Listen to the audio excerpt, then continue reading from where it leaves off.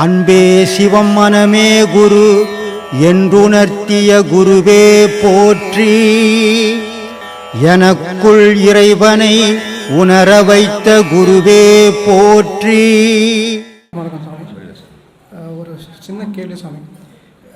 இனிஷியலாக ஸ்டார்ட் பண்ணுறப்ப நம்ம ரொம்ப எஃபர்ட்டோடு பயணிக்கிறோம்.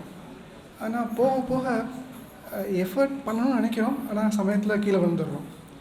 இதை திருப்பி எந்திரிக்கிறோம், ஆனால் சமயத்தில் வழுக்க நமக்கு என்னடா இதை நம்ம கரெக்டான பாத்திர தான் போயிட்டுருக்கோமா அப்படின்ற ஒரு மனம் இது வரும். ஒரு பொருள் வலிச்சதுனாக்கா ஒழுங்காக போவேன், இரு பொருள் வலிச்சதுன்னா ஒழுங்காக போக மாட்டேன்.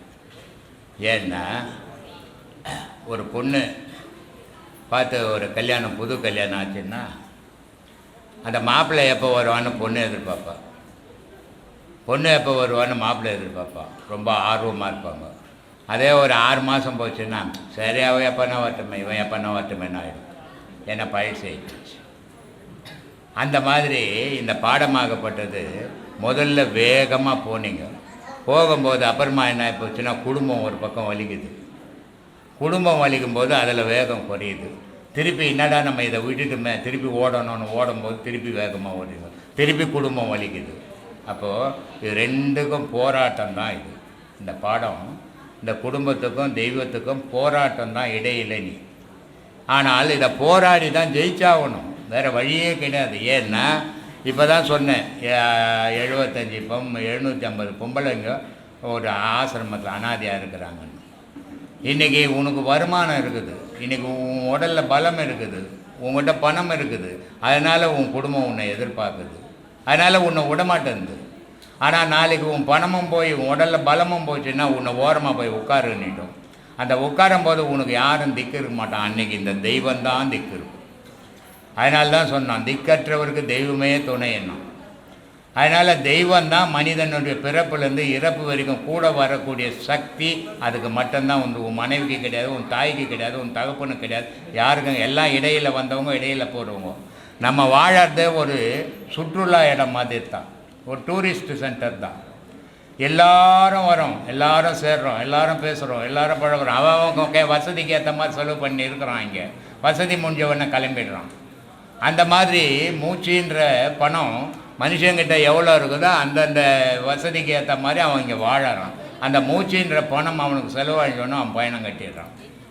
இந்த உலகம்ன்றது ஒரு டூரிஸ்ட் சென்டர் தான். இங்கே யாருமே நிரந்தரமானவன் இல்லை. பணக்காரனாக இருந்தாலும் ஏழையாக இருந்தாலும் மண்ணுக்கு தான் போகிறான், படித்தவனாக இருந்தாலும் முட்டாளாக இருந்தாலும் மண்ணுக்கு தான் போகிறான். இங்கே யாரும் உயர்ந்தவன் இல்லை, யாரும் தாழ்ந்தவன் இல்லை. இறைவன் ஒருத்தனே உலகத்தில் உயர்ந்தவன். அவனை உயர்ந்தவனும் யாரும் இல்லை, அவனை விட தாழ்ந்தவனும் யாரும் இல்லை, அவனை விட இரக்கமுள்ளவனும் யாரும் இல்லை, அவனை விட கெட்டியானவனும் யாரும் இல்லை. அப்படிப்பட்ட இறைவனை அடையணும்னா இவ்வளோ போராட்டங்களை நம்ம சந்தித்து தான் ஆகணும். சந்தித்து அதில் வெற்றி பெறணும், அதுதான் முக்கியம். அந்த வெற்றியை நோக்கி பயணம் பண்ணுங்க. இதெல்லாம் இயற்கை, இடையில் வரும், இடையில் போகும் அப்படின்னு தள்ளி விட்டுக்கினே இது இல்லை நான் தேடுறது, இது இல்லை நான் தேடுறதுன்னு உங்களுடைய பயணம் தொடர்ந்துக்கினே இருக்கும். உங்களுடைய பயணத்தில் தடைப்படக்கூடாது, சோர்வு வரக்கூடாது, தூண்டு போகக்கூடாது. போனீங்கன்னா உங்களுடைய பயணம் தடைப்பட்டு போயிடும். நீங்கள் வச்சுக்கிற இலக்கை அடைய மாட்டீங்க. ஆனால் உலக விஷயத்தில் எல்லாத்துக்கும் ஒரு இலக்கு வைக்கிறீங்க, ஒரு வேலைக்கு ஒரு இலக்கு வைக்கிறீங்க, வாழ்க்கை ஒரு இலக்கு வைக்கிறீங்க, படிப்பு ஒரு இலக்கு வைக்கிறீங்க, ஆனால் எல்லாத்துலேயும் வெற்றி அடைகிறீங்க. ஆனால் தெய்வத்துக்கு இலக்கு வச்சு வெற்றி அடைய மாட்டேன்றீங்க. அதை வெற்றி அடைஞ்சிங்கன்னா அதுதான் முழுமையான வாழ்வு, 6 அறிவு மனிதனுடைய வாழ்வு. மீதி எல்லாம் 3 அறிவு மனிதனுடைய வாழ்வு தான். அதனால் அந்த வாழ்க்கையை வைராக்கியத்தோடு பயணம் பண்ணுவோம். இதெல்லாம் இடையூறு வரும் தெய்வ வழிபாட்டில். இந்த இடையூறுகளுக்கெல்லாம் நான் அஞ்ச மாட்டேன், நான் தாண்டி போயிடுவேன்னு போய்கினே இருக்கும். சொல்வார், ஊனுக்குள் நீ நின்று உலாவினதை காணாமல் கடல் மலை தோறும் திரிந்து காலழுத்தேன் பூரணமேன்றார். இந்த ஊன் உடம்புக்குள்ளே நீ இருக்கதே தெரியாமல் அந்த கடலில் போய் தீர்த்தம் அடிக்கிறேன், இந்த மலைக்கு போய் தவம் பண்ணியிருக்கிறேன் அப்படின்னு போய் போய் போய் போய் என் கால் ஓஞ்சி தான்ப்பா மிச்சம்.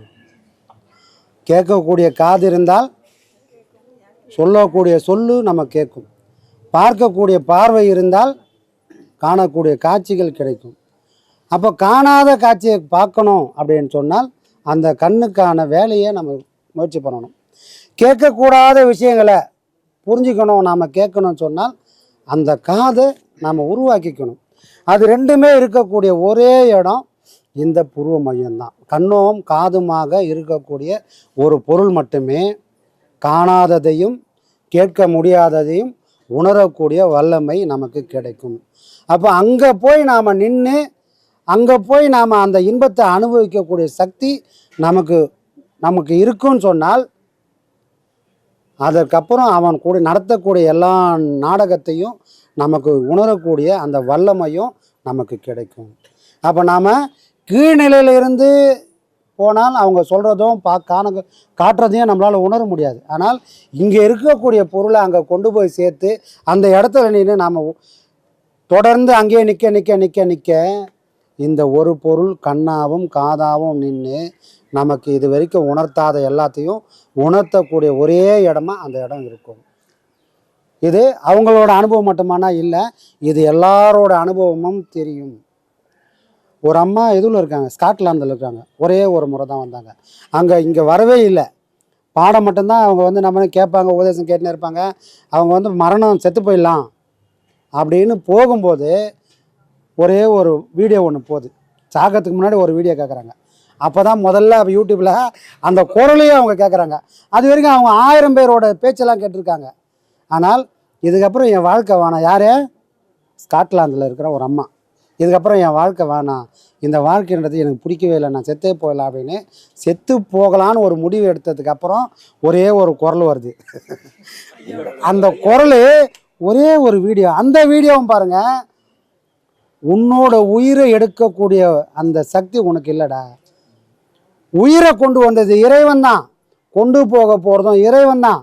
அதை நீ தேடி போய் சாகக்கூடாது, அந்த சாவை நீ எடுக்கக்கூடாதுன்னு சொல்லக்கூடிய அதே வீடியோ அன்றைக்கி வருது. அந்த செத்து போகணுன்ற முடிவை எடுத்துட்டாங்க. அதுக்கப்புறம் ஃபோன் பண்ணாங்க, நான் சாகணும்னு போனேன், எனக்கு எதுக்கு அந்த வீடியோ வந்ததுன்னு கேட்டாங்க. அவர் 1000 அப்புறம் தேடி பார்க்குறேன், அவர் 1000 வீடியோ பேசிக்கிறாரு. எந்த வீடியோ வரல, அன்றைக்கி போட்ட வீடியோ கூட வரலப்பா. நான் எந்த முடிவை நோக்கி போனோம் அது தப்புன்னு சொல்கிற ஒரு வீடியோ அன்றைக்கி நிற்குது. அப்போ பாடம் வாங்கினா தான் ஒரு மகனோட லிங்க்கு கிடைக்குமானா கிடையாது. ஒரு மனம் என்னைக்கு கல்லாக இருந்த மனம் என்னைக்கு கசிந்து உருகுதோ அன்றைக்கி யாரோ ஒரு மகன் அந்த வாழ்க்கையை, இந்த வாழ்க்கை இல்லைப்பா வேற ஒரு வாழ்க்கையை ஒன்று காட்டுறேன்னு அந்த பக்கத்தை திருப்பிடுவாங்க. அப்போது எது வேணும்? அந்த மனம் தான் வேணும். அந்த மனம் மட்டும் நம்மக்கிட்ட இருந்தது சொன்னால் கல்லாக இருக்கக்கூடிய ஒரு உருவம் கனிஞ்சி மூச்சும் விடும்.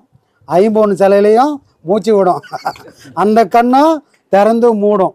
இதை பார்க்கக்கூடிய சக்தி நமக்கு இருந்தால் அது எல்லாமே நம்மளால் உணர மாட்டாங்க. ஆத்மா வணக்கங்கய்யா. ஆத்மா வணக்கம் ஐயா, நான் மணிகண்டன், ஆவடியிலேருந்து. சொல்லுங்கள் சாமி. ஆத்மா வணக்கங்கய்யா. இப்போ நீங்கள் சொன்ன சம்பவம் இப்போ சொன்னீங்கல்ல, இது முழுக்க என் வாழ்க்கையில் நடந்தது. இது நான் ஐயாவை பார்த்ததில்லை, நான் ஐயாவை பற்றி எனக்கு தெரியாது, ஒரு சில வீடியோக்கள் தான். ஆனால் நான் என்னுடைய சூழல் கொரோனாவுக்கு அப்புறம் நான் இருக்கக்கூடாது அந்த இதில் தான் இருந்தேன். ஐயாவோட வீடியோ அந்த ஒரு வீடியோ தாங்க. நீ ஒரு வாட்டி செத்தியன்னா திரும்ப செத்துட்ருக்கேன்னா திரும்ப நம்ம அதுக்கு நம்ம கிடையாது. அது அவன் படித்தது அவன் தான் அவனை என்னைக்கு கூப்பிட்றான்னா நம்ம அன்னைக்கு தான் போகணுமே தவிர நம்மளாம் அந்த இதை எடுத்துக்கூடாதுன்னு ஐயா சொன்னதுலேருந்து அப்படியே மாற்றி வந்தேன். ஐயாவோட பாத்துக்கு இன்னையோட கரெக்டாக 4 வருஷம் ஆச்சு ஐயா. இன்னைக்கு கரெக்டாக பங்குனி உத்தரத்தன்னைக்கு தானே ஐயா பார்க்குறேன். முத நான் பார்க்குறேன். அன்னைக்கு என் ஐயனை பார்த்தது அன்னைக்கு தான். ஆனால் நல்ல ஒரு இதுங்கய்யா. இப்போ ஒரு சில அனுபவங்கள்யா சொல்லுங்கள். இப்போ எனக்கு ஒரு 6 மாதத்துக்கு முன்னாடிங்கய்யா ஒரு சின்ன பாடத்தில் ஒரு நிலை வருது. அப்போ எனக்கு ஆரஞ்சு மிட்டாய் நீங்கள் தர்றீங்க. எனக்கு அப்போல்லாம் புரியலைங்க. அப்புறம் இப்போ ஒரு 3 மாதத்துக்கு முன்னாடி ஐயா சமாதி ஆகிறதுக்கு முன்னாடி 10 நாளைக்கு முன்னாடி எது நடந்தாலும் தாங்கிக்கணும் அப்படிங்கிறது ஐயா சொல்கிறாரு. அதே குரல் 10 நாளைக்கு முன்னாடி சொல்லுது. என்ன சொல்கிறாங்கன்னா, உங்களை பிடிச்சிக்குங்க, ஐயாவை பிடிச்சிக்க, விட்டுறாத, அவர் கையை பிடிச்சிக்கப்பா கெட்டியா, விட்டுறாத அப்படிங்கிறாங்க. ஆனால் இப்போ பார்க்குறப்ப தான் அந்த இது எனக்கு இப்போ ஒரு மாதத்துக்கு முன்னாடி ஒரு இதுங்கய்யா, நம்ம அந்த பாடம் எனக்கு கொஞ்சம் இது பண்ணி விட்டீங்க பார்த்தீங்களா. அதுக்கப்புறம் ஒரு சில காட்சிகளுங்கய்யா, அது நான் நான் என்ன சொல்கிறேன், அந்த அருட்பெருஞ்சோதியை நான் பார்த்து உணர்ந்தது என்னால் வாழ்நாளில் மறக்கவும் முடியாது. ஐயா ஒரு என்ன சொல்கிறதுங்க, பேரொழியாக இருக்காருங்க. அந்த பேரொழியை என்னால் அதை அனுபவிச்சா மட்டும்தான் ஐயா ஒவ்வொருத்தர் இதுலேயும் இருக்காரு. தயவுசெய்து வந்து ஐயா விட்டுறாதீங்க. ஐயா வந்து இவர் கூட இருக்காருங்கிறத ஐயாவே எனக்கு சொல்லியிருக்காரு. இது வந்து உண்மை. அவர் கையை விட்டுறாத, பிடிச்சி வந்துரு அப்படின்னு சொல்லி. இப்போ அந்த ஆரஞ்சு மிட்டாய்க்கு என்னன்னா 6 ஆதாரங்களையும் கடந்து 5 வந்து கடந்து ஐயா நிற்கிறாரு. அதனால் வந்து அவரை விட்டுறாத அப்படின்னு எனக்கு நல்லா உணர்த்தி இருக்காருங்க.